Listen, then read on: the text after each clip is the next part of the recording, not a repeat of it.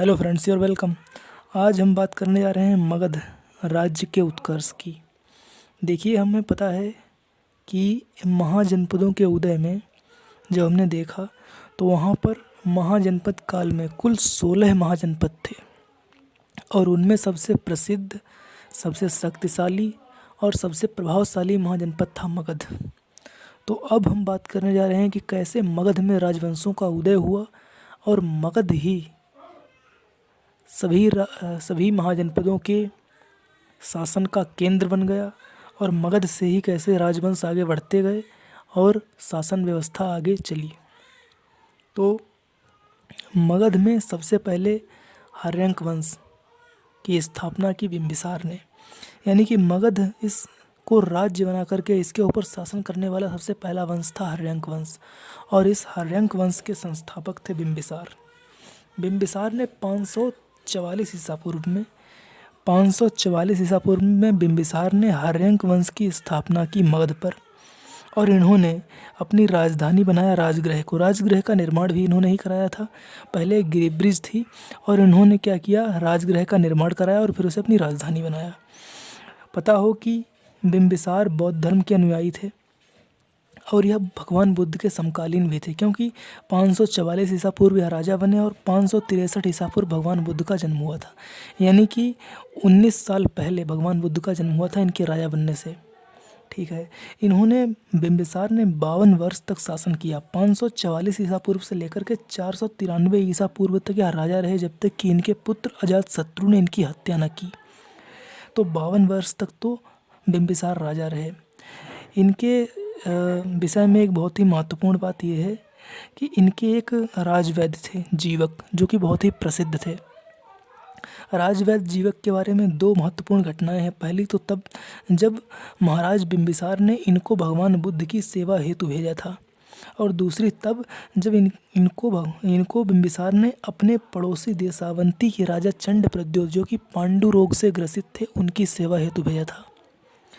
इसके अलावा बिंबिसार का ये मानना था कि राज्य विस्तार हेतु ज़्यादा से ज़्यादा शादियाँ करनी चाहिए और वैवाहिक संबंध बना करके अपने राज्य के विस्तार में सहायता मिलेगी। इसलिए बिंबिसार ने इसी सोच के साथ उसने 3 विवाह किए।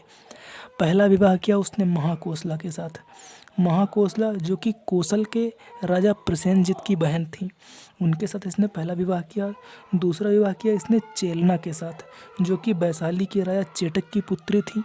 और तीसरा विवाह किया इसने क्षेमा के साथ, जो कि मद्र के राजा की पुत्री थी। इसने 3 विवाह किए। इसके अलावा बिंबिसार ने अपने पड़ोसी देश, जो कि मगध था, मगध का पड़ोसी देश जो कि अंग था। मगध के बाद में अगर कोई महाजनपद दूसरे नंबर पर सबसे ज़्यादा शक्तिशाली व विकसित था तो वह था अंग। तो बिंबिसार ने अंग के राजा ब्रह्मदत्त को हरा करके अंग को भी अपने देश में मिला लिया। तो इसने ब्रह्मदत्त को हराकर अंग को जीत लिया।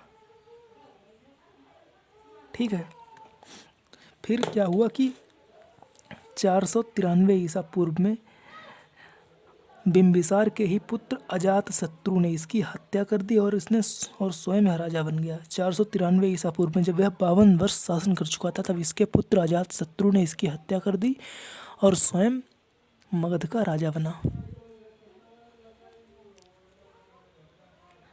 ठीक है, अजातशत्रु का उपनाम था कुणिक।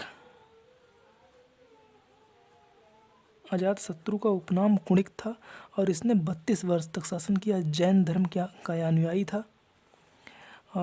जैन धर्म का अनुयायी था कुणिक, और इसने 32 वर्ष तक शासन किया मगध पर। फिर इसके पुत्र उदाइन ने इसकी हत्या कर दी 461 ईसा पूर्व में, और यह स्वयं राजा बना। उदाइन ने पाटिल ग्राम का इसने निर्माण कराया और यहाँ पर इसने राजधानी बनाई पाटिल ग्राम में। तो उदाइन ने पाटिल ग्राम का निर्माण व इसको अपनी राजधानी बनाया।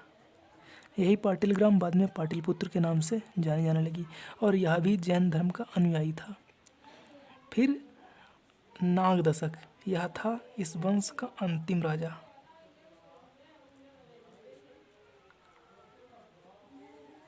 नागदशक अंतिम राजा था हर्यंक वंश का। नागदशक की हत्या उसके सेनापति शिशुनाग ने कर दी और उसने इसकी हत्या करके शिशुनाग वंश की स्थापना की 412 ईसा पूर्व में। शिशुनाग ने अपने ही राजा, जिसका कि सेनापति था, नागदशक, उसकी हत्या करके स्वयं को राजा नियुक्त किया और इसने अपने वंश की स्थापना की, जिसका नाम था शिशुनाग वंश। और इसके साथ साथ इसने राजधानी, जो पाटिल ग्राम है, पाटलिपुत्र से इसने राजधानी का स्थानांतरण किया। कहाँ? वैशाली। फिर अगला था कालाशोक। कालाशोक या फिर काकवर्ण। कालाशोक या काकवर्ण, इसने अपनी राजधानी को वापस वैशाली से पाटलिपुत्र में स्थानांतरित किया। तो ये क्या हुआ? इन दोनों ने ही राजधानी स्थानांतरण किया।